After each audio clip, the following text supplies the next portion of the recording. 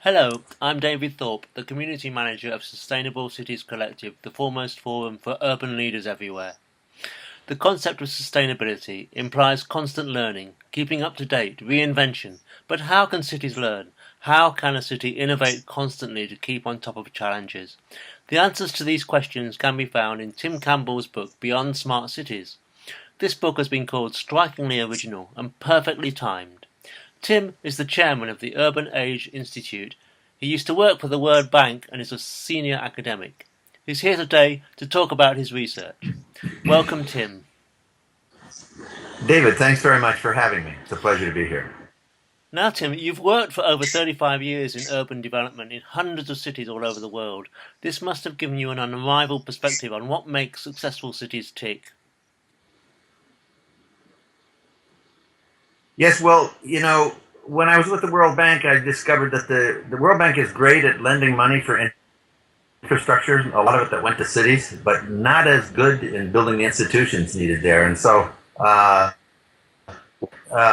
me going on this project was that I discovered that of the 1,000 cities on the planet that have more than 500,000 population, and about a third of those are as large as the smallest countries in the UN.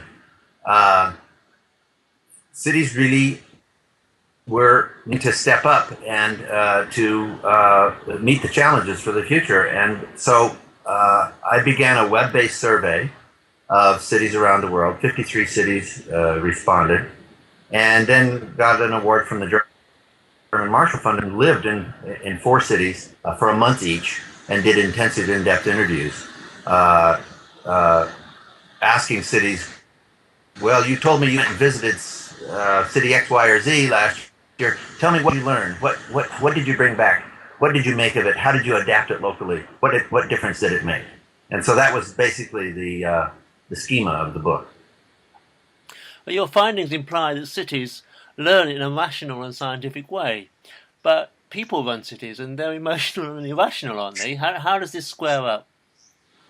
Well, yeah, you're right. I mean, particularly elected leaders in big cities have big egos, but rational in the sense of learning really means systematic. That there's a method there, and so even the emotions and the irrationality that sometimes we see in city leaders, yes, it does take place, but that's also a part of the innovation process, a part of the process of creativity.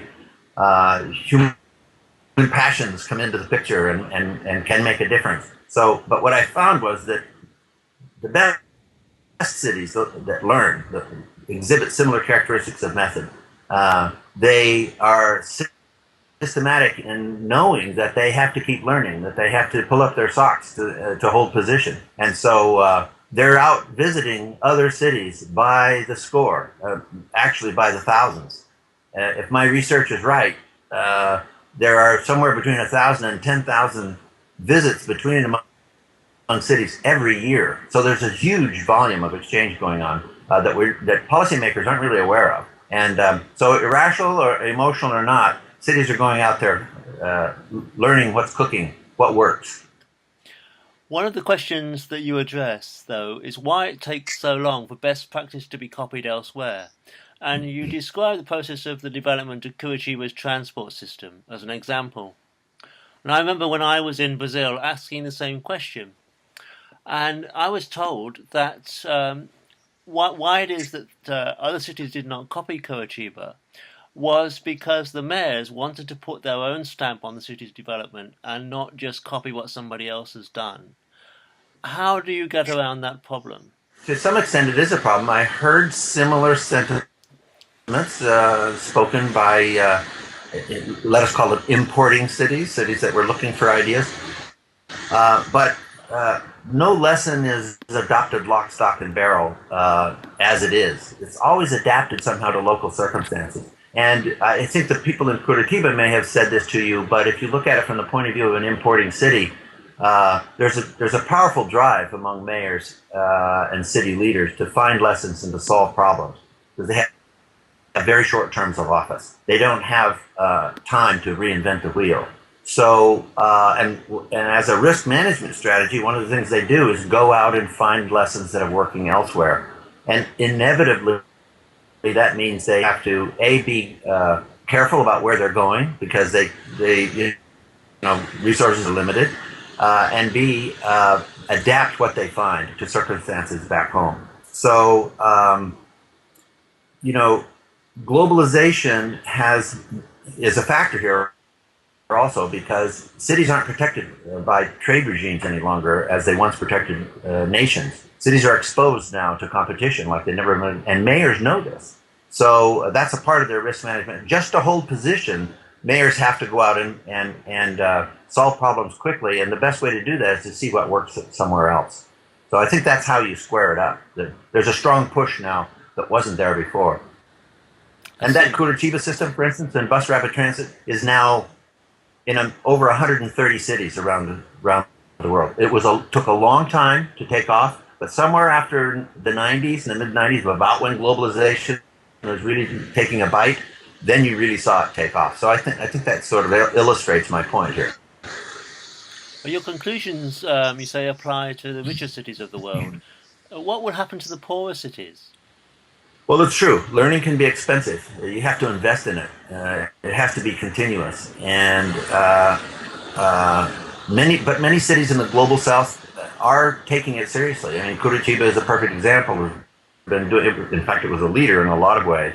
But there are also Juarez, Mexico, Amman, Jordan, Johannesburg in the global south. These cities have all gone in a big way. They're not leading the parade, okay, but they're very much engaged in learning. They don't call it learning. They don't say we have a system of learning. We're going to learn how to be smart. That isn't how they look at it. They're just out there solving problems. But if you stand back and look at the big picture, you see lots of cities doing this. And yes, it is expensive. There is a risk. I guess you're right about the global south falling behind in this because it's an expensive proposition, but there are ways that the global north can help, that post-industrial countries can help, starting with the World Bank, for instance, which has been doing a lot, can do more, as well as bilateral assistance, not only from nations, but also from cities themselves in the global north. Many of them are engaged in direct bilateral exchange with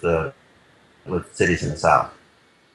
Do all cities take part in this process? I'm thinking about Islamic cities and Chinese cities.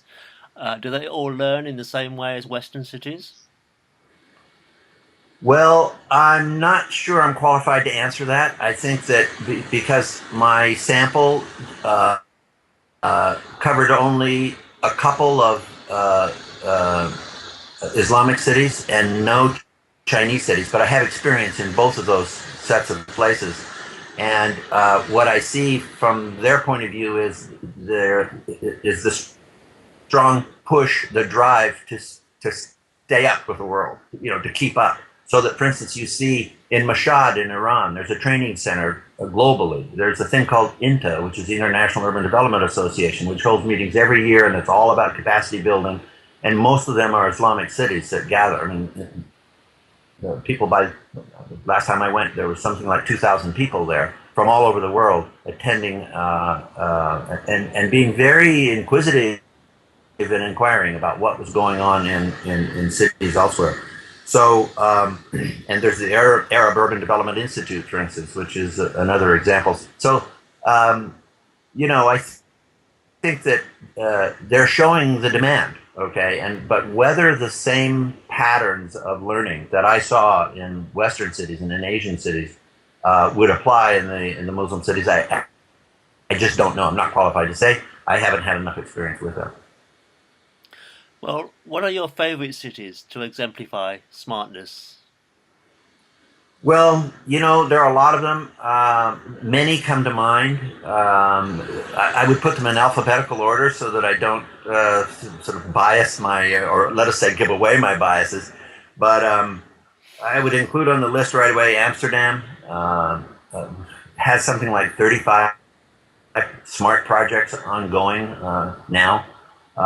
A mayor who's really who gets it, who understands that, along with the supportive council. Barcelona is the same way, really wants to take the lead in these things. Seattle is one that I learned a lot from myself on how things work. In fact, I went on several of the missions of Seattle to visit other cities, and that's what gave me the aha understanding about how learning works in smart cities. 100 business and civic leaders every year from Seattle go and visit another city, and they go. It's gotten to be an institutional practice now that the leadership elite of a place like Seattle knows they have to be on one of these missions sooner or later because that's where the happening is. That's the edge that's been set. And Seattle, I think, exemplifies something that's very important in learning cities, which is the social capital that's needed to overcome the white knight idea of it's a single leader who's going to do it all. It doesn't work that way. It has to be an inclusive process. Public sector, not just elected officials, but the private sector and communities, as well as the academic set. So, and that's what Seattle does. So that and they create an environment where they are open and talk to each other and exchange freely and expose their values to one another and get to a place where they can really be innovative and creative. So they can sort of open the kimono a little bit and not worry about being criticized and shot down. So, and I call this a cloud of trust. I think that the social capital, these clouds of trust, which are these groups of confidence in one another, are really a secret sauce in what makes a city able to learn.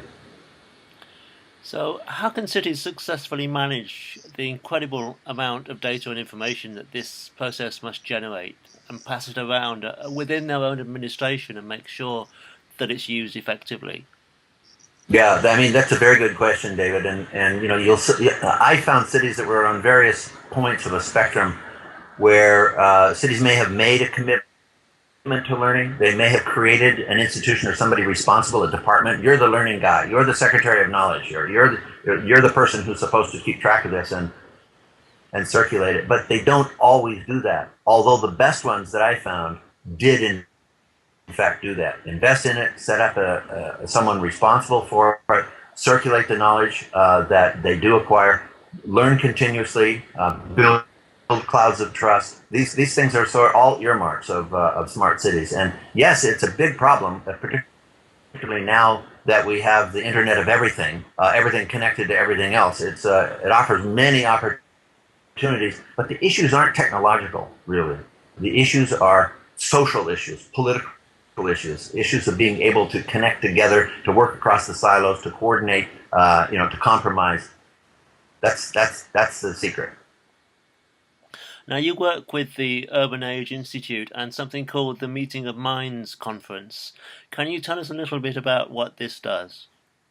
Yes, the Urban Age Institute originated in the World Bank. Actually, it began as the Urban Age, which was a magazine back in the 90s, and sometimes confused with the Urban Age in the UK. But we were first, and we wrote them a letter saying it's okay if you use our name. Just let's not step on each other's toes and be clear who's who and what's what. But of course, they're backed by Deutsche Bank and have much more money than we do. But our aim is to work with leaders, innovation, and city-to-city exchange. That's the mission of the Urban Age Institute, and it is implemented now through the Meeting of the Minds. My former business partner Gordon Feller was hired away by Cisco. Cisco now is going into its 8th year of Meeting of the Minds, and every year the focus is on sustainability, on city learning, on what's new, on how to get done, what's in the future. The meetings are terrific. The next one's in Detroit, and it'll very much focus on these issues of how those post-industrial cities that are in decline manage to turn themselves around. Fantastic. Thanks very much, Tim. David, thanks very much for having me. It's been a pleasure. Okay. Beyond Smart Cities by Tim Campbell is available from Routledge for £36.99, and the Urban Age Institute can be found at urbanage.org.